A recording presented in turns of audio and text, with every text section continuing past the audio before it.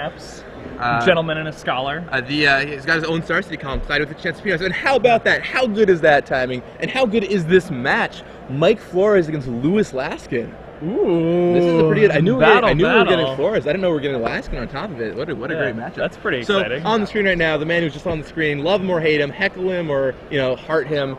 This is Michael Flores.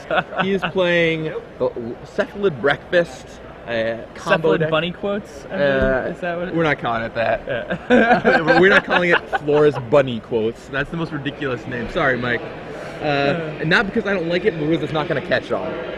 I think Lou is probably playing his Grandson Zenith deck. Yeah. And so for those who are just joining us, I'm Gavin Verhey here with Jacob Van Lunen at the Star City Games Open Series here in Edison, New Jersey.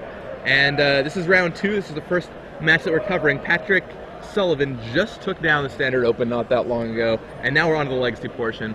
Mike Flores is leading on Aethervial, and he says that he has lost like one game in a couple weeks of testing with this deck. So we'll see. One match, I think. Right? One match, maybe. Yeah. So we'll see how it pans out. Game 1, he told us that he narrowly defeated a 43 land deck in a game. He was so bold as to say that, like earlier yesterday, he said to me that he would be shocked if he did not top 8 this tournament. He thinks he's over 80% to top 8.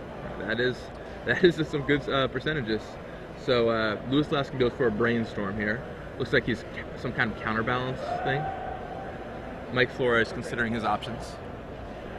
One of the great things about Magic is you get to meet all these incredibly intelligent people. Absolutely. And befriend them. The P-Nap's just in the booth. He's this funny, silly guy who's always joking around. He's actually absolutely brilliant person. Perfect score on his SAT. Really? He's team leader at Goldman. You just get to meet these people who have these incredible brains. So we can see a Zenith here from Laskin? We might see a Zenith. He might wait so that he can get a Lotus Kabaru. Yeah. It's very possible if he taps for the Zenith here, he could just lose on Mike's turn. That is a distinct possibility. Mike has Force in his hand, and Lewis has a Force. But yeah, so he's going to Zenith. And Flores is going to Worldly Tutor in response. And I think Flores is setting up for the turn 2 kill. It's 3, but... Or turn 3, rather, yeah. I mean, this deck has a startlingly consistent turn 3 kill. Through Force of Wills. Through Dazes. And Mystical Tutor was the problem card before. We'll see if Worldly Tutor can match up to its brethren. So Mike quickly forces away. And here are the deck lists. For those of you wondering at home what's in Mike's deck, this is what he's playing. Ponder, Cabal Therapy, Worldly Tutor, Nomad's Encore, Karmic Guide, Aether Vial, Cephalid Illusionist, Sky Hussar, Daru Spiritualist, Dread Return, Kiki Jiki, Narcomoeba, Living Wish, Force of Will, and Brainstorm, along with Starlit Sanctums in his mana base. And he's got a very long wish board. For those who don't know how the deck works, it has 2 combos. One of the combos is you play Nomad's Encore, which has the ability 0 to redirect 1 damage, but the important part is you can target a creature infinite times. And you have Cephalid Illusionist, which says whenever it becomes targeted, that's what the card on your screen is now on top of Mike's library.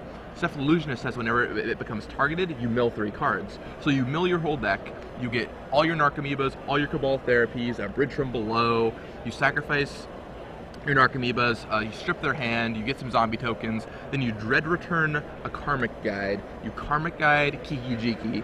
Kiki Jiki copies Karmic Guide, gets Karmic Guide, brings back Sky Hussar. Sky Hussar untaps all your creatures. Yep. And that's that. Yep. And here's Mike with the combo. You'll see him play it out right here.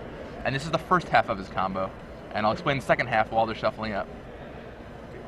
So he does it in increments of 3s in case he feels like stopping anyway. And Lewis clearly, as an experienced Legacy player, Lewis knows what's going on. This is not a good sign for him.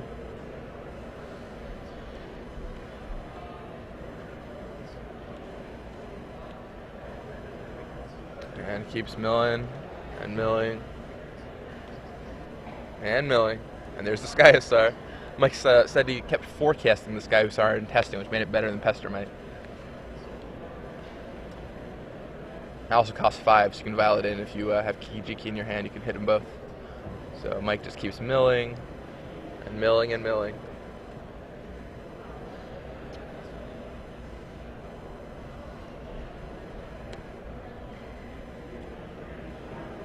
Yep, now Mike's going to sacrifice one of these Narcomoebas. He's going to Cabal Therapy his opponent, probably naming Force of Will.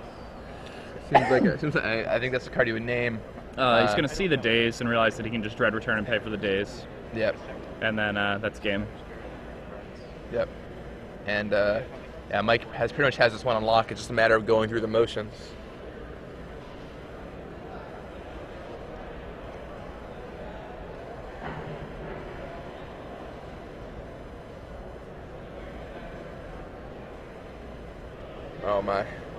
Oh my, what a crazy deck.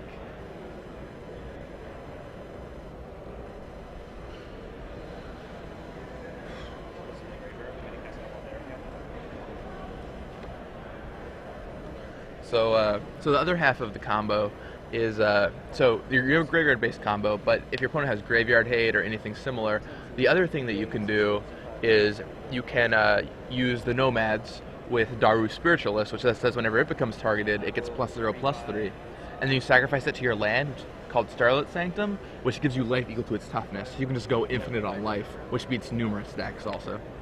Yeah, and here we go. So you're going to see the combo walk through here. Mike's going to Dread Return, sacrificing his 3 creatures. And he's going to put a Karmic Guide into play. Return a Karmic Guide. And then the Karmic Guide is going to return a Kiki Jiki, which will then copy the Karmic Guide, which will return a Sky Hussar, which will untap the Kiki Jiki and create infinite Sky Hussar tokens.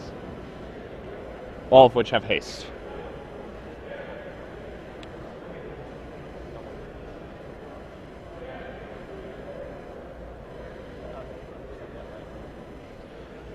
And so yeah, their Kiki Jiki copies the Karmic Guide. Yeah, and Lewis figures out what's going on, and Mike Flores quickly steals the first game from Lewis. Lewis basically did nothing. He cast a Force of Will, and that was it. The end. I mean, this deck seems pretty good. I mean, when you get draws like that, turn 3 kill. I mean, but he has 4 Worldly Tutors and 4 Living Wishes. Right. I mean, if you just look at the amount of like tutoring this deck has, you have 4 Worldly Tutors, 3 Ponders, and 4 Living Wishes. And he obviously and 4 Brainstorm, and 4 obviously. Brainstorms, yes. So he has all these things in a sideboard that he can find with his Living Wish too. Like he can get all of his combo pieces. He can get the Illusionist, the Spiritualist, and the Nomad's Encore. He can get Starlit Sanctum, which conveniently Living Wish also finds. So it gets creatures or lands. You can play with Meddling Mage, which is obviously a nice bullet against other combo decks. You can get Harmonic Sliver, Gilded Drake, which is, he told me yesterday, against Show and Tell, they put an Emrakul. They have to put their card in first because of who goes. So they put an Emrakul, you put in Gilded Drake, you swap them, and that seems pretty fair to me. Seems like a good swap. He has a Kataki War's Wage for Affinity too, which I know he said he's used numerous times. He's got Croson Grip, nice little legacy staple there. Ray of Revelation, a card you can mill and kill an enchantment potentially if there's something locking you out from killing them, maybe Solitary Confinement. And then an Emrakul, the Aeon's Torn, which he said was important against Solitary, or against the Enchantress deck, because you don't want to deck against them. You can go to Infinite Life, you just have to make sure you don't deck out. And so Mike Flores is like a noted player who dislikes Wish sideboards because they don't give you a lot of flexibility, and that's exactly the case here. There's not a ton Mike can really bring in this matchup. Maybe Croson Grip comes in if he thinks it's on counterbalance, but other than that, there's not too much going on. On the flip side, we have Lewis Laskin, who is playing, he's playing the Bant deck that I think he played recently, and Cold Eye Selkie once again makes an appearance. Eternal Witness, Neither Reliquary, Lotus Cobra, Noble Hierarch, Quasali Pride Mage, Rox Warmonk, Trigon Predator, and Tarmogoyf with a crossed out Progenitus. I'm not sure if he was actually intending to play Progenitus. He crossed out natural order. He's crossed out Natural Orders and he crossed out Progenitus. But so he's got a bunch of one-ofs. Classic. The one-ofs are Cold Eye Selkie, Eternal Witness, Pride Mage, Warmonk, Predator, and Tarmogoyf. And the reason he has all these one-ofs is so he can tutor them up with his 3 Green Sun Zenith. And then to supplement the Zenith is he also has Daze, Sword of Fire and Ice, Swords to Plowshares, Force of Will, and Brainstorm, along with Jace and Elspeth. So we have some Planeswalkers, Elspeth Knight Errant, Planeswalkers. And of course you can always Green's Zeniths for Dryad Arbor, which is a nice little 1-mana rampant growth. Although the one issue, Alex Bertoncini, who I was staying with, was telling us about how he kept getting his Dryad Arbors submerged, which was absolutely backbreaking. But you know, I think as long as that doesn't happen, which is not going to in this matchup, that play is usually pretty good. 1-mana rampant growth. In the sideboard for Lewis, he's got Kitchen Finks, Loaming Shaman, a bunch of 1-up targets. Kitchen Finks, Loaming Shaman, and Quasali Pride Mage, along with 3 more Tarmogoyfs to fill out his set. Only playing 1 Tarmogoyf in the main deck, which is an interesting decision.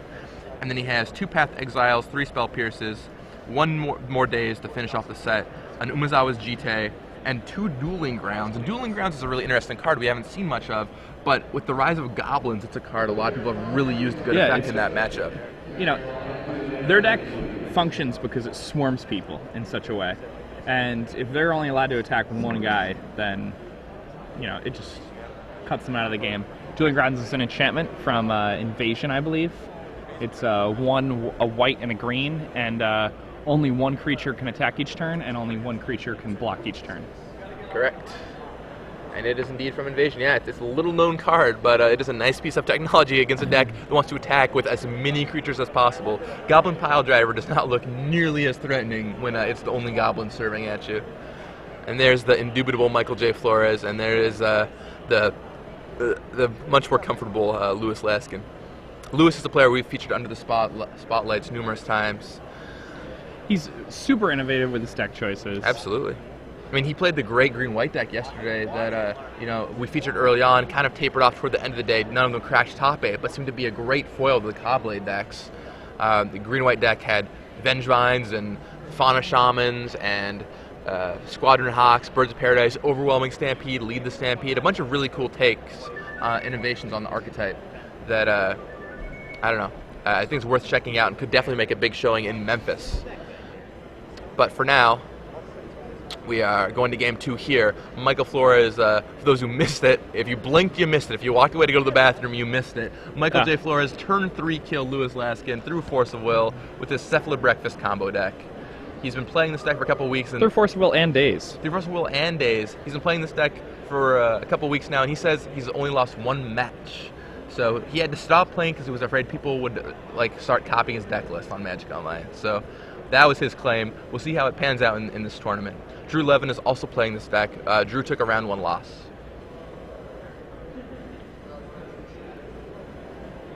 Mike is got a little bit of a sketchy hand. It's pretty land heavy. It looked like it was land heavy and then Worldly Tutor.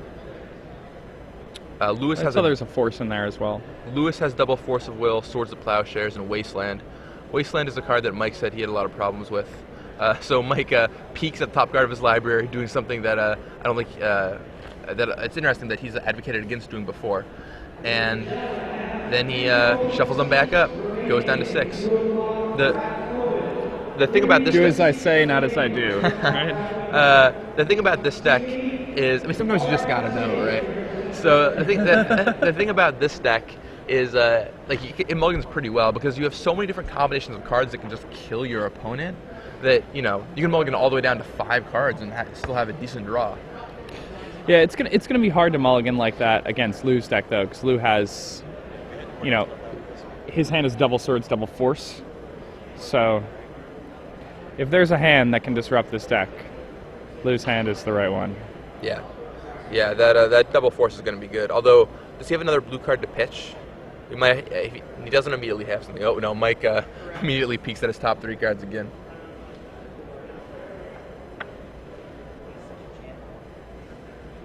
And Mike's down to 5, but like we just said, on a 5-card hand, his deck still has a significant amount of play.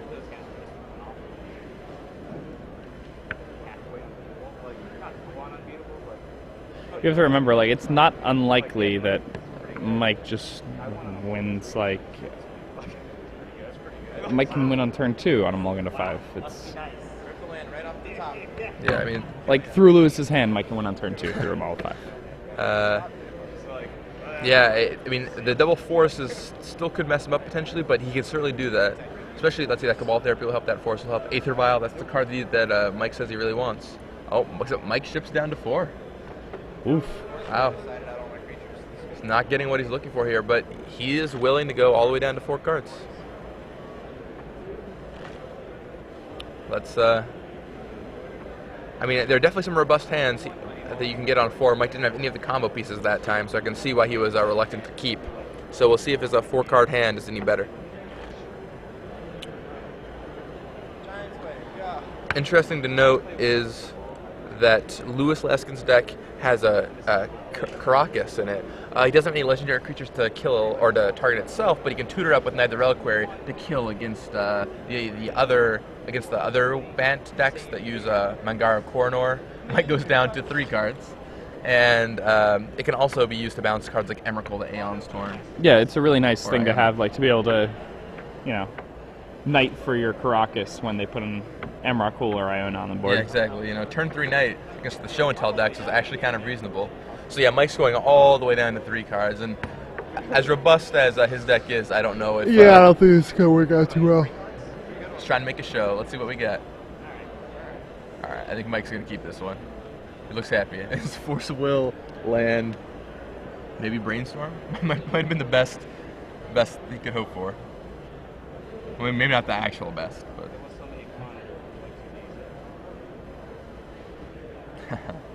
So we get to Tropical Island.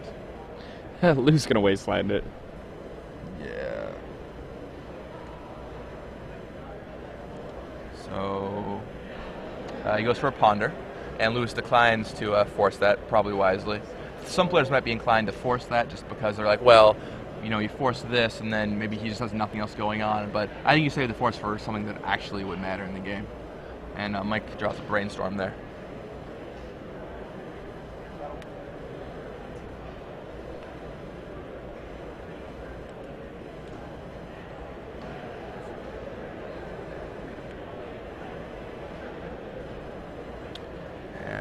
So let's see, draws the Daze, which will even further cause havoc for Mike. Noble Hierarch serves in for 1. What a fantastic card. Noble Hierarch, I think Noble Hierarch is better than Birds of Paradise. Oh yeah, Noble Hierarch is like the best 1-mana guy ever. I remember when they first printed that guy, Conrad Kolos was talking to me, and I was comparing it to Bird. I was like, oh, did you see that new Bird? And he's like, you can't even compare that thing to Bird of Paradise. It is so much better than Bird of Paradise. Yeah, it's pretty insane. I mean, the sweet thing about Birds that it does give it a nice advantage now is with swords back, like hooking up a bird with a sword is really nice because it can always connect. But still, the Exalted is just so awesome. Like, it's a Llanowar Elf, Birds of Paradise, pumps your biggest guy. It's so great.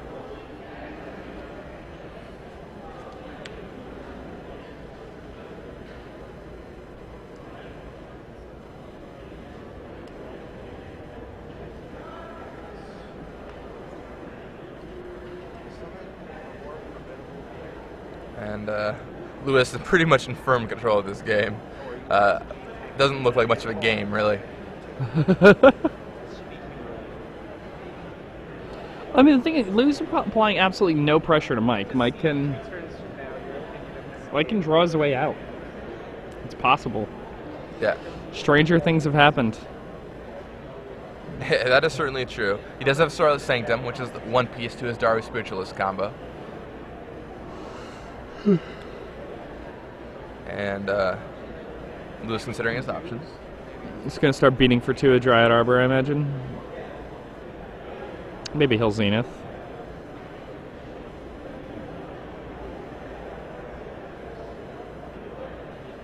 And Zenith for 2. Get like a Tarmogoyf. Yeah, Tarmogoyf is probably the culprit here. I'm trying to think. Pride Mage doesn't really do anything. Yeah, it looks like, unless he wants to get Lotus Cobra for some reason. Tarmogoyf is the card.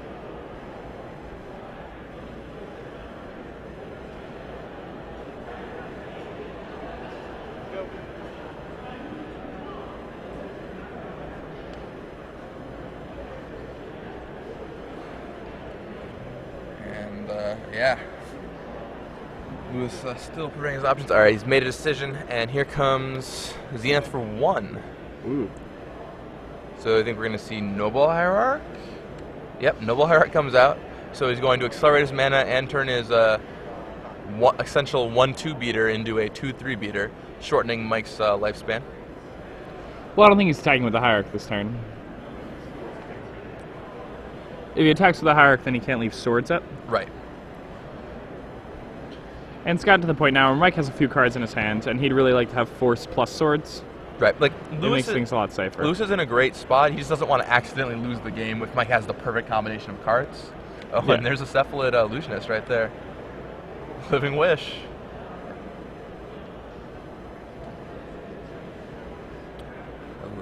I think Lewis will probably let it resolve because you want to counter the target. So yeah, gets that piece. And now Mike actually has the 2 cards he needs to combo in his hand. It's just a matter of resolving them through Lewis's double Force of Will is going to be the problem. And here comes down Jace the Mind Sculptor. That's going to make it even harder. Yeah. Now that was one of Lewis's extra blue cards for Force of Will, but by brainstorming I'm sure he'll find some more. And yeah, there's another Jace. Except he puts the Jace back. And Swords back. I think he might have picked up a Daze on that exchange too.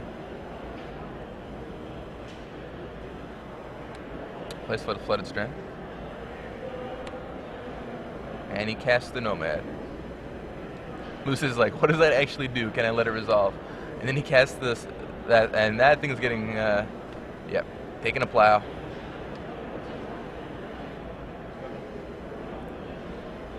And let's see. And if he lets that Illusionist resolve. Now, Illusionist has another ability. And besides this being a combo piece, I mean, if he tries to bounce it with the Jace, Mike will still mill 3 cards. Could potentially hit some Narcomoebas, which could theoretically be relevant. And Lewis puts a card on the bottom of Mike's library.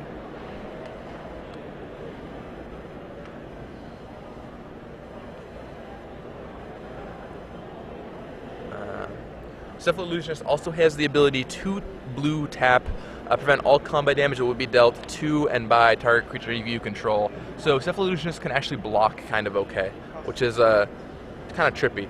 It's a very weird card. The 2 abilities have like nothing to do with each other, but such is the case of many combo pieces.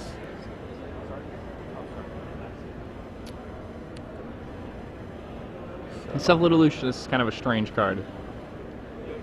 It's very, very strange. But it was part of a cycle, right? There were a couple guys that milled you when Cephalids that milled you when or they were targeted, and he was one of them. Dryad Arbor gets in there, and yep, he's going to use the ability. Block the Cephalid Illusionist, activate its ability, take no damage.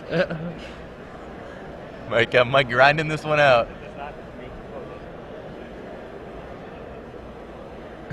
Mike reads the card. Make sure he's not screwing up. Oh,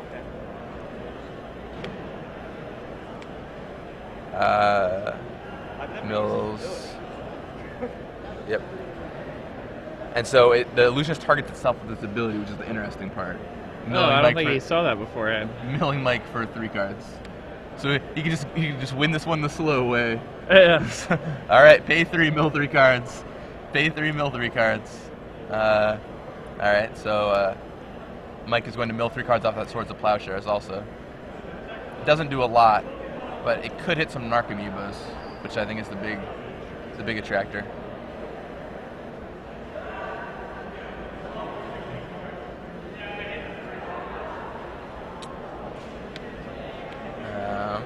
Mike pays 5, and he hard casts Pretty Force. interesting that, like, I know Mike's way behind here, and that Mike has basically no way of winning, but when you consider that he mulliganed to 3, it's actually pretty impressive. Yeah, I mean, for the fact that this game is still going on and he mulliganed to 3, and that, like, if Lewis didn't have those Force of Wills, Mike would have had a shot. That is certainly huge. At the same time, like, Lewis probably would have kept a more aggressive hand if he didn't have the Force Wills. But it's cool to see that Mike Flores can still find outs, even in a situation where mulligans down to 3 cards. Yeah. 3 paltry cards. And looks at Mike's top card again. I think it was Worldly Tutor. I caught a glimpse of it. And shoves it to the bottom of Mike's library. Clausa Fuentes watching Louis Laskin in the background. Dryad Arbor serves in for 3. Mike looks over the cards in his hand, plays a Polluted Delta dejectedly, passes back. Lewis takes up Jace even further. choosing to scry this time. Leaves the card there and serves him for 3. It looks like Croson Grip, Force of Will is what Mike is holding. Huh, you cited in Croson Grip? Yeah, I think he thought Lewis was on counterbalance. I mean, you saw some little Lewis's deck in the first game. Alright, so Mike goes down to 1 here, and I think that should be it. Maybe Mike will classily lose by a cracking his flooded or his polluted delta. So Tadaru Spiritualist was his draw, and now that's not going to be good enough.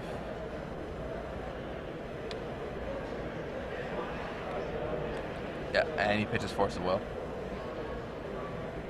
That's going to be it. Yeah, and Mike finally sees the writing on the wall, packs him in, and that is that. Still pretty robust. So close. Still pretty interesting. Like, you know, mulligan to 3. Maybe he was never like really in it, but I think it was still cool to see like what his deck could do. Yeah, but I mean, he mulliganed down to 3, and if his opponent didn't have like ways to interact with him, he still would have won on turn 3. Right. I mean, if he let's say he had drawn a Cabal Therapy at some point, and he goes Therapy Force of Will, he could have still won that game. Which I think is really interesting.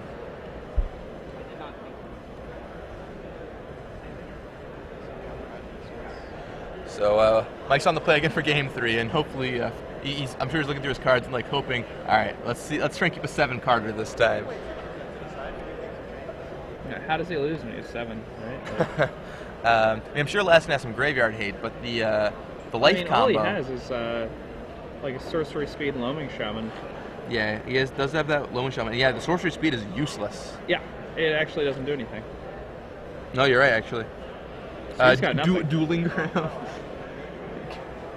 I guess you can only attack with one of the Sky Hussars. Yeah. It seems fairly poor. Yeah, it seems like a pretty bad sideboard card. Especially because Mike might have brought in the Ray of Revelation theoretically. Obviously, like, Lewis isn't thinking about that, but, like, 3-mana card that may or may not matter when they go off with their combo doesn't really matter that much. Lewis doesn't really know what's going on over there perfectly Lewis anyway. Probably thinks Mike has, like, a Ray main. I guess he saw most of Mike's deck in Game 1.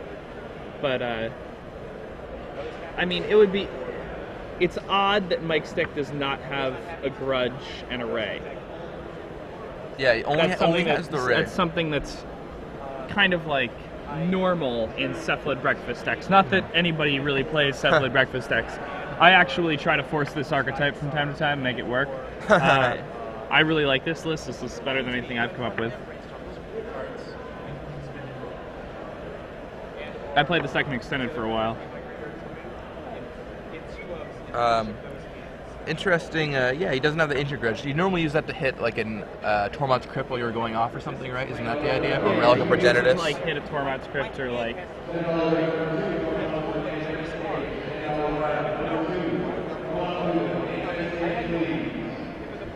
You use it to hit like, I don't know, like a Pithing Needle that's like naming something in particular. You just never know what they have. Like Ensnaring Bridge. Like, people can have weird cards. Yeah, I mean, it's Legacy. You could actually just have anything. Yeah, like they could literally have anything. Yeah. So, I don't know. Just having like one card in your deck where like it doesn't matter what artifact they play. Maybe there just is no artifact. Yeah. Maybe there are only enchantments you need to worry about. Maybe it should just play 2 Ray. Who knows? Yeah. Or, I guess no Mystical Tutors, right? Yeah. Mystical Tutor's pretty good. Yeah. Can't play with that one. And yeah. But a Mystical Tutor was still legal. He could play Mystical Tutor also, and then he could Mystical Tutor for Worldly Tutor. Mystical Tutor for Living Wish. Just do it the ultra hard. All right, Mystical Tutor for Burning Wish for Death Wish, Death Wish for you know, Emrakul the Aeon's Torrent. No, that's the hard way. So, do you think the players switched up their sideboarding? So, Mike seemed kind of confused. He brought in those Croson Grips. That's gotta be terrible. Do you think he left those in, or do you still think he thinks Lewis is on a counterbalance plan? I don't know. I mean, if you've seen Green Sun Zenith, can he really be counterbalance? That's my question. I mean, I think there's certainly a Green Sun Zenith counterbalance deck that could exist. Yeah, it seems like there's a lot going on there, though. I mean, the thing is that Lewis played this deck before. If Mike knows that, I think he could probably get the read on what Lewis is doing. But if he doesn't know that, it could be an issue. Yeah, this may be like a lack of format knowledge. Yeah. Or even, not necessarily even format knowledge, but just, recent deck knowledge, because Lewis has played this deck very recently. I mean, that, like, knowing what decks And Lou Laskin so- has played in the most recent Legacy events is format knowledge of Legacy, in my opinion. That is entirely true. Lewis Laskin certainly defined some pieces of Legacy. So it looks like Mike is off to another mulligan here in game 3. 5. Oh, no, 6. Okay. I missed both. What's that? Bunch of lands of Brainstorm. All right, he's going to keep this time and passes.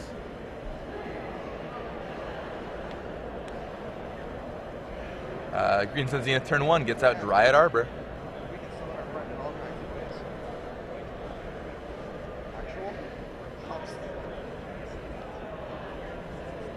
Turn 1 Llanowar Elf.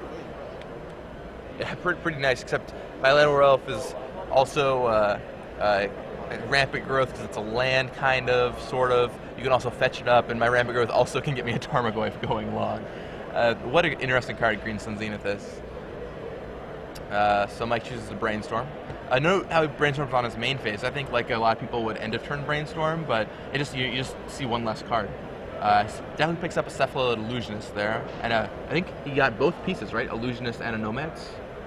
I think he has 2 Illusionists.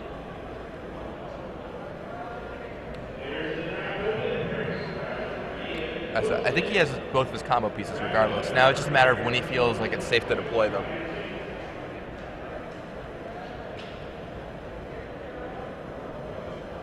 Is there actually a Nomad there? Am I just missing it? I thought I saw a Nomad. I thought I saw a white card, but I could be mistaken. When we get a better glimpse of Mike's hand, try and let you know.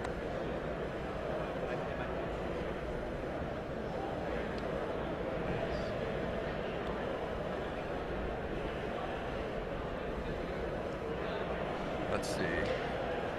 So, once again, considering his options. Yeah, now, I mean, Mike's deck has a lot of different combos, too. Like, we saw the Illusionist combo. Right. How he wins by milling himself, and then Dread returning a Karmic Guide to return a Kiki-Jiki, to return Sky Hussar. To make But, Sky Hussars. He can also combo the Nomad's Entacore with a Daru Spiritualist. Yeah. And that just makes him gain infinite life. Right, and gaining infinite life is something I don't think Lewis has any out to, right? I'm looking over his deck list. Yeah, that's yeah, good. that's it for him. Or, no, he can chase him out. Oh, yeah, you're right. I mean, granted, Mike Flores could potentially set up a situation where that works, but I'm sure Mike saw the Jace in the second game and might be more reluctant to lead on that combo for game 3. So Mike cracks his fetch land here. And Lewis tapped for that Green Sun Zenith. Do you think we could see Mike try and go for something this turn? Oh, that's a good question. Like, we could, I mean, all Lou really has open is a white, right? Yep, it's Savannah, so it taps for white or green mana.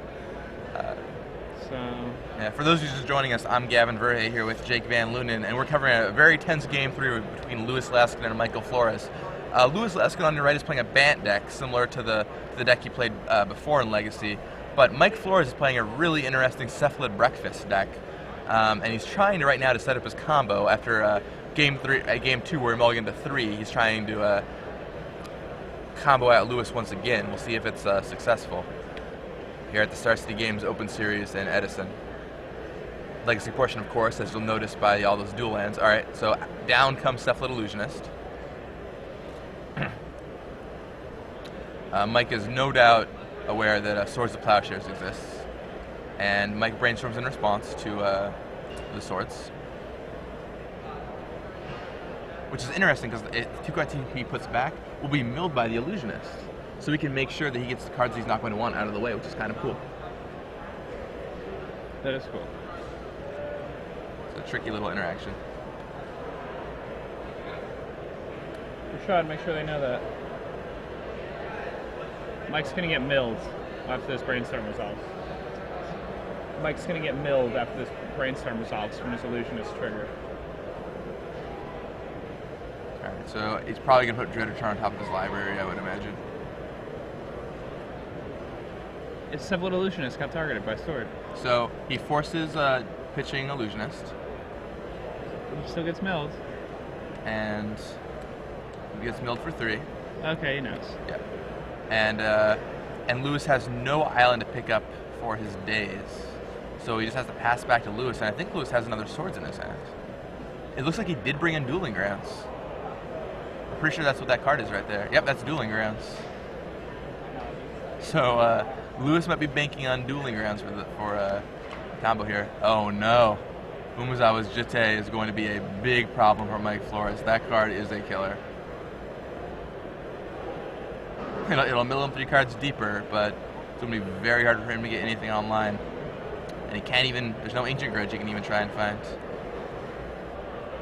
That's the artifact I was trying to think of. Oh my. Yeah, that Jitte is going to be quite the headache.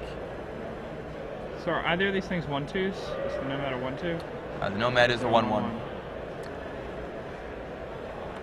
If there was a way to put them into play simultaneously, Mike could make the combo work, but I don't believe there's any way he has to do that.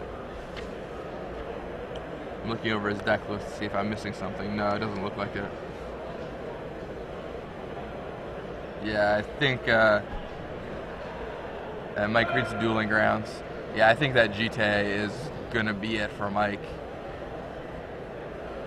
I guess if he goes the life route, Jitte can't beat Daru Spiritualist, which is interesting. Yeah, so he could lead with Daru Spiritualist and then play Nomad's Encore with Starlit Sanctum up. The issue, Sanctum, yeah. The issue, of course, is Lewis still has Jace going on, which can deck Mike Flores.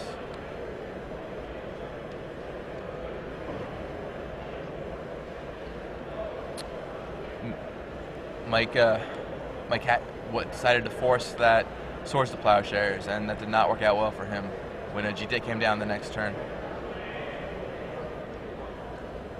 And Lewis pumps his Noble Hierarch, trying to... Or at least I thought he pumped his Noble Hierarch. Maybe I was mistaken in what that gesture meant. No, I think he pumped it once. Pumped it once? Okay. Yeah. Yeah, that sounds right. Yeah. So it dealt 4.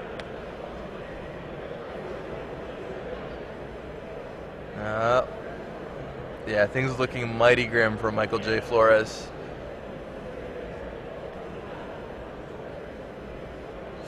Lewis is going to, let's see, 8, 9,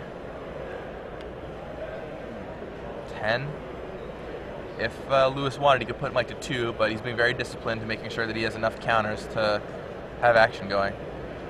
Leaves him at 4.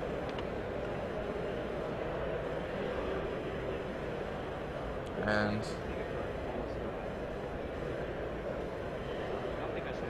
Well, I mean, he could kill him, right? But he'd have to go all in on the thing. Oh no, he would have been too short. yeah. So Mike thumbs through his graveyard, trying to see what can I do. Do I have any outs with these 2 Worldly Tutors in my hand?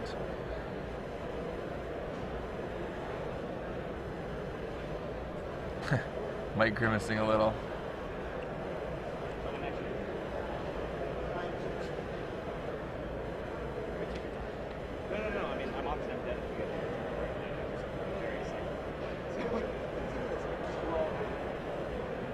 Dueling Grounds is a card that has been picking up some more popularity as of late. Yeah, just I think Goblins is just so good. Also, it's okay against Affinity if they don't draw Cranial Plate, but mainly Goblins. Like, it's the deck that just wants to attack with so many creatures. It's all about just deploying guys, and really none of their creatures are threatening on their own. Like, you know, they've just got like a pile of tutus. Right. You know, taking 2 a turn, whatever. That's pretty manageable.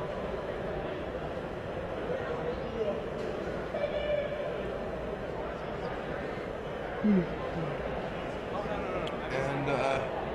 let's see. I just pointed out on Twitter that maybe how Jitte got to 4 counters, and I believe he used 1 to kill the Illusionist, and then pumped once, and then just kept pumping in increments of 2, which has kept it on an even number of counters this game. But thank you, Brandon Beard, for the question. All right, Mike goes in the tank and casts Worldly Tutor.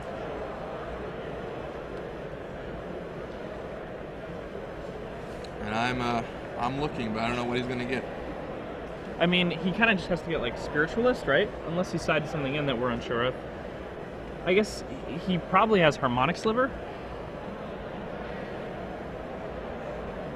He might have the Harmonic Sliver.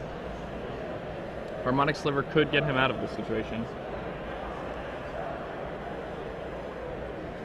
Could buy him some time if he brought it in. Of course, he might have taken it out if he thought Lewis was off the counterbalance plan, which could be a big issue. So Mike's thumbing through his deck, trying to find an answer. Is this the end? I mean, it's tough.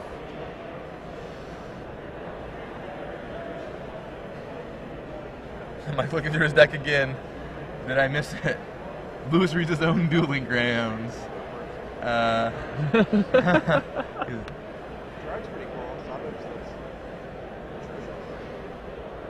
Alright, so he does get the Spiritualist. You know, what he can do here is, he doesn't have the Sanctum, so it's pretty hard to accomplish. He also got Wastelanded, so even if he tries Sanctum, it's kind of... Yeah, I mean, he can play it to block, but it just puts him exactly where he was before. And Lewis forces, which should be game. Yeah, that should be it. So Lou Laskin takes down the... Yep, and there's the hand. I mean, this deck's awesome. Mike Flores' deck. Yeah, I think the deck is great. Just Mike obviously came to his draw, went a little sideways with the mulligan to 3. Yeah, and I mean, Lou also, like,